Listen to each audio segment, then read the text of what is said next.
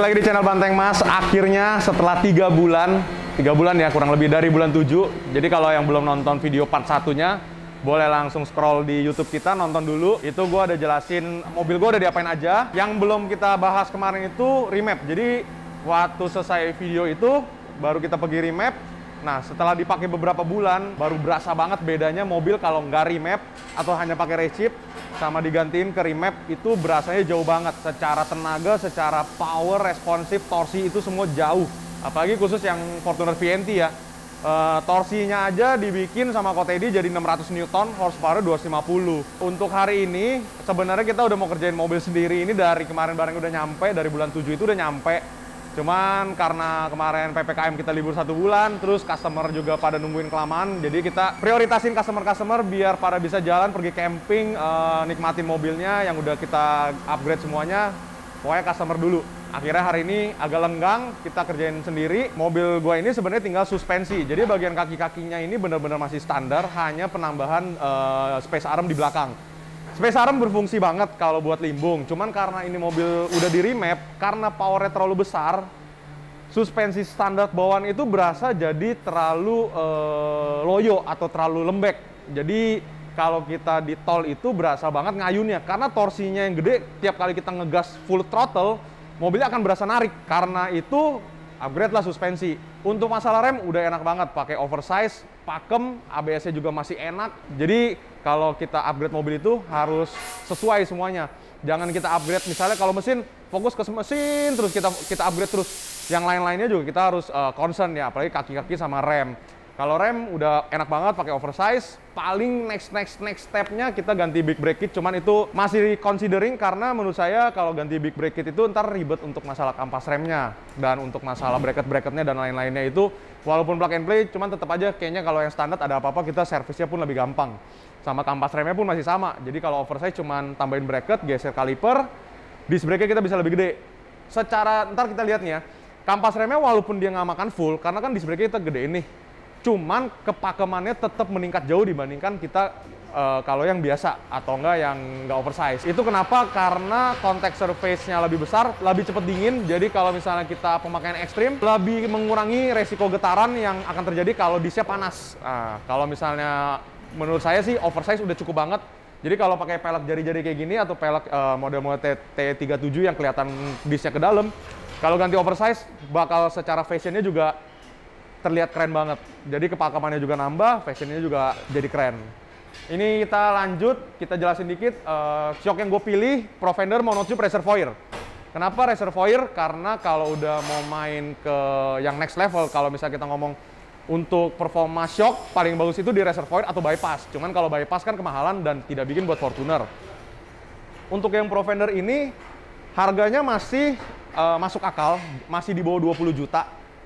Kita nggak lift kit karena kita mau tetap tingginya tuh sesuai standar. Sebenarnya kemarin kita consider mau lift kit, cuman pernya itu saya nyari yang cuman 2,5 cm. Jadi karena ini bannya nggak gede-gede banget, cuman pakai ban 32. Kalau terlalu tinggi takutnya terlalu gap ini terlalu gede, jadi kelihatannya bannya kekecilan. Kalau standar itu sebenarnya fitmentnya udah pas 275, 65, 18. Mentok sedikit tapi masih wajar banget, cuman kalau belok patah atau kena tanjakan. Oke, ini jadi shock yang Monotube Reservoir Profender. Nah, ini bagian depan, bagian belakang. Bagian belakangnya itu kita sebut piggyback karena si tabungnya ini nempel dengan body shocknya. Kita pesan yang piggyback karena untuk instalasi lebih gampang dibanding yang reservoir biasa. Secara sistem sama aja. Nah, bagian yang depan ini kan dia coilover nih. Jadi spring seatnya itu kita bisa adjust untuk tinggi rendahnya. Tadinya udah nyari-nyari per yang pendek, jadi bagian belakangnya itu sebenarnya kita mau lift kit 2 cm aja, atau 2,5 cm. Cuman nggak ketemu, jadi akhirnya balik lagi ke awal, nggak ganti per, tinggi standar. Ini adjusternya nih, jadi kalau misalnya si Monotube ini, untuk dampingnya kita tinggal puter. Untuk keras empuknya, dia ada sampai 8 ya. Jadi kalau 1 itu paling empuk, ini udah ke 8, balik lagi, ini nomor 1 itu paling empuk, 8 itu paling keras. Jadi ini kalau ini nomor 1 ini udah paling empuk.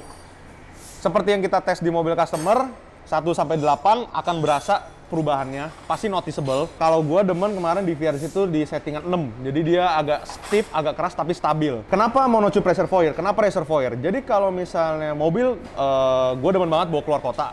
kemarin juga udah pernah ke Bali. Kalau kita pakai reservoir, otomatis si oli itu akan lebih cepat dingin. Jadi bagian sini, ini kita sebut dengan heat sink. Si olinya ini akan lebih cepat dingin kalau ada tabung tambahan ketimbang dengan seri-seri monotube atau foam cell seperti pada umumnya. Kalau kita pakai reservoir, pertama lebih dingin. Jadi kalau oli tetap dingin itu, performa si shock itu akan tetap terjaga. Jadi dalam artian, temu jalan berlobang itu mobil nggak akan berasa seperti loss damping dari shocknya.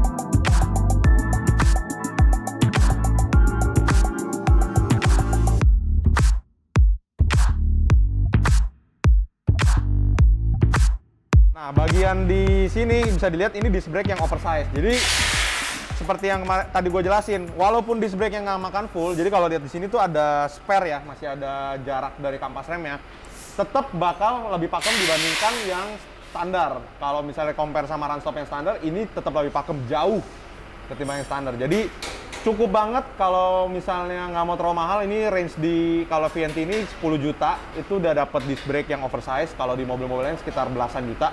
Nggak perlu ganti kaliper, hanya ganti disc brake udah cukup banget. Itu improve sekitar 40-50% dari yang standar. Untuk shocknya, karena kita nggak lift kit, kita pakai dudukan per kita samain dengan yang standar, jadi nggak ada yang dirubah. Tingginya tetap sama, upper arm juga kalau misalnya nggak ditinggiin, pakai yang standar masih oke. Cuman sebenarnya kalau mau lebih enak, ganti yang aftermarket, untuk spuringannya bakal lebih enak lagi. Ini adjusternya di sini udah kepasang, juga ntar kita tinggal putar. Jadi kalau misalnya mau kerasin apa empukin, kita tinggal putar di sini, nggak usah repot-repot, gampang banget. Itu aja. Ini kita rapiin, udah sore. Kita besok lanjut di jalan, ntar kita review, kita ambil jalan jauh, sama kita lihat hasil remapannya seberapa jauh sih bedanya dibanding yang standar. Oke? Oke, udah kepasang semua dari minggu kemarin sebenarnya, baru sempet. Jadi kita habis nyeting coilovernya buat ngeratain bodinya. Ini kita mau tes jalan, jadi gue mau kasih review Provender monotube reservoir yang gue pasang di sini. Gue udah pakai seminggu, beda banget sama standar karena yang ini tuh berasa lebih kenyal. Jadi untuk getaran-getaran seperti ini kan kita di konblok nih, depan MGK konblok semua nih.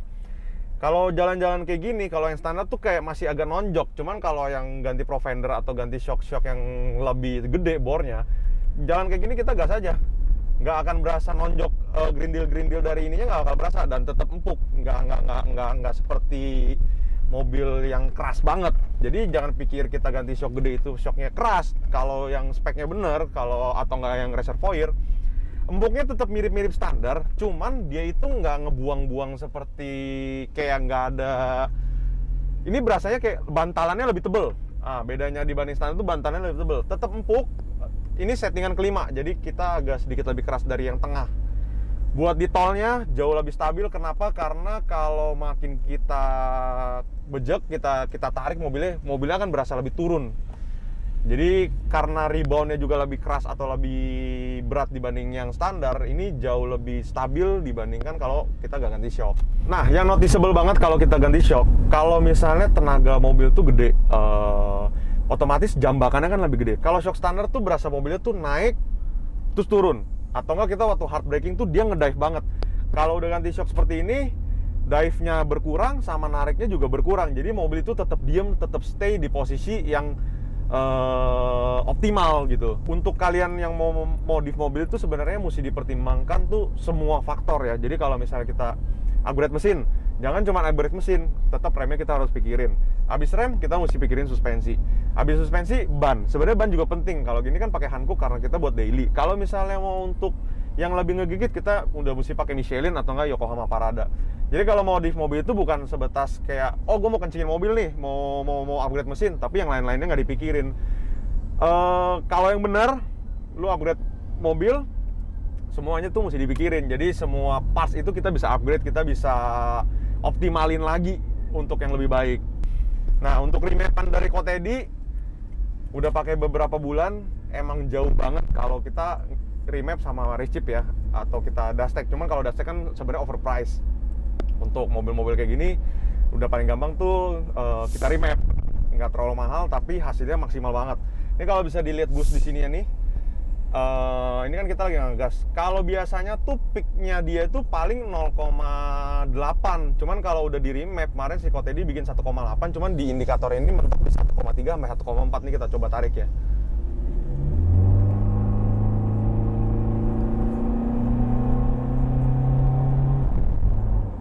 Dan ini juga transmisinya udah gue upgrade pakai GoTrans. Nah, GoTrans itu temen kita yang bikin Kofredi. Jadi dia dulu orang Jakarta, cuman pindah domisili ke Bali. Dia yang jualan GoTrans. Jadi kalau dulu orang anak-anak itu pakainya Transgo, cuman itu kan dari Amerika, barangnya agak susah. Nah, sekarang dibikin lokal, mereknya GoTrans. Pasangnya kemarin di bengkel temen juga di Alekon di Bosunter.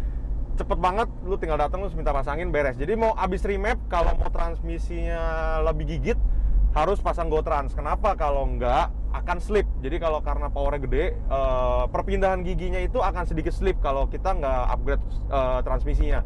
Cuman downside-nya adalah kalau kita lagi nyetir nyantai, ini di gigi 1 gigi 2-nya agak sedikit ngejeduk. Cuman emang itu karakternya transmisi KD.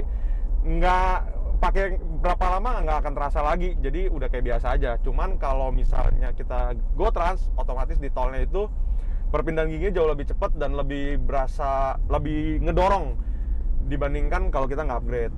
Untuk suspensi juga jauh banget. Kalau kita kayak seperti ini cornering apa nyalip-nyalip gitu, mobilnya lebih diem, lebih nggak ngambang. Jadi kalau kita main-mainin setirnya pun berasa mobilnya tuh tetap atak. Untuk di posisi tidurnya juga lebih enak karena reboundnya itu lebih empuk dibanding yang standar. Jadi empuknya ini tuh bukannya limbung tapi tetap stabil. Nah, kalau biasa kan suspensi empuk itu limbung, keras itu stabil. Kalau pakai yang reservoir seperti ini, dia tetap empuk cuman masih stabil. Jadi ini kan kita bisa empukin lagi, bisa kerasin lagi. Kalau misalnya ini next gue mau bawa ke Bali, ntar kita tinggal naikin ke 7. Jadi itu bakal stabil banget di tol. Untuk kita high speed bakal lebih safety. Jadi kalau mau buat keluar kota, kita agak high speed harus dikencengin, harus dikerasin. Kalau mau dalam kota, jalan banyak posisi tidur, banyak lubang-lubang, kita mau empukin boleh. Tapi kalau misalnya jalan berlubang, kalian mau agak sedikit ngebut, itu mending kencengin aja, dikerasin. Jadi kalau kita shocknya keras, otomatis dengan kecepatan tinggi, dia akan nahan pernya lebih enak dibandingkan kalau kita empuk. Balik lagi ke penggunaan. Kalau misalnya mau nyantai, mau empuk, mau enak, comfort, tinggal diempukin. Cuman kalau untuk di high speednya akan sedikit kurang enak karena pasti nonjok, karena shocknya akan telat untuk nahan per. Jadi kalau ini depan belakang bisa kita setting, balik lagi mau di setting keras, mau di setting empuk, tergantung pilihan. Cuman ini shock worth it banget untuk harga 20 juta. Dan dia bisa di rebuild ya, karena shock reservoir itu kalau rusak atau bocor kita bisa rebuild. Jadi kita bongkar sim-simnya, kita bisa request sesuai dengan frekuensi rate yang kita mau. Kalau kita udah tahu, oh mobil kita kira-kira keperluan hari-harinya seperti ini, nah itu kita bisa ngomong ke misalnya ke Dana Suspensi, bisa minta dia untuk diganti sim-simnya dan bisa untuk kebutuhan yang kita mau. Untuk tenaga juga udah enak banget. Jadi ini gue sekarang mau pergi ke tempat spuring karena habis setting coilover kita harus spuring lagi. Kalau udah spuring lagi udah beres, setirnya udah enak. Ini juga setir udah lurus banget. Next mobil ini mungkin udahan dulu kali ya. Kita udah hampir semuanya sih ya di mobil ini. Paling kalau misalnya udah mulai bosen, ganti turbo. Jadi ntar kita diskusi lagi sama Kotedi. Paling kita ganti turbo, kita main di sekitar 300 up HP. Kalau sekarang masih 250, untuk daily cukup. Cuman kalau misalnya bosen nih, mungkin nextnya mau turbo. Cuman ya belum tau lah, nunggu budget dulu. Karena ganti turbo lumayan tuh. Kalau misalnya kita mau main turbo, udah mesti ganti nozzle, ganti yang lain-lainnya banyak deh. Kalau remap, lu cuman perlu ganti air filter, buang katalitik, beres. Untuk suara knalpotnya sama suara mesin abis di remap tuh lebih gurih, lebih bulat. Jadi karena ini wastegate-nya ada buangan seperti blow off, suara tembakan angin itu lebih kenceng dibandingkan waktu kita standar atau enggak waktu pakai resip doang. Karena pressure si solarnya itu digedein semua, jadi kalau kita narik mobilnya tuh suaranya lebih bulat.